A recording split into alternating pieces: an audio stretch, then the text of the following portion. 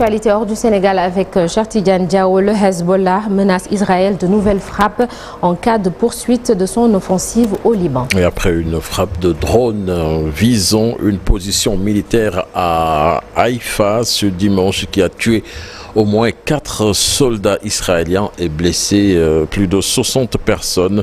Plus de 15 personnes ont été tuées, des dizaines d'autres blessés dimanche soir dans un bombardement israélien sur une école transformée en refuge pour les déplacés palestiniens au centre de Gaza. Nous allons en Ukraine avec le président Zelensky qui accuse la Corée du Nord d'envoyer des soldats à l'armée russe. Depuis des semaines, l'Ukraine demande à ses alliés occidentaux de lui fournir des missiles à longue portée pour frapper en profondeur la Russie.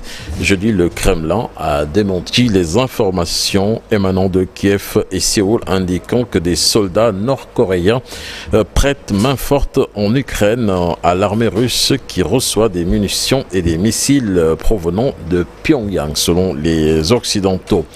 Aux États-Unis, Kamala Harris et Donald Trump au coude à coude dans 2 États clés à 3 semaines du vote du 5 novembre prochain. Les sondages sont toujours aussi serrés, mais plusieurs enquêtes révèlent les difficultés de Kamala Harris à faire le plein de voix parmi les électeurs noirs et latino-américains. Un sondage de New York Times, publié ce dimanche, lui accorde moins de 60% des intentions de vote dans la communauté hispanique en pleine croissance démographique aux États-Unis, ce qui représenterait le niveau le plus bas pour un candidat démocrate depuis 20 ans. Elle n'est créditée que de 19 points d'avance sur son adversaire républicain au sein de cet électorat stratégique dans plusieurs États pivots, notamment dans le sud-ouest comme l'Arizona ou le Nevada, soit à 7 de moins que Joe Biden en 2020 et 20 de moins qu'Hillary Clinton en 2016.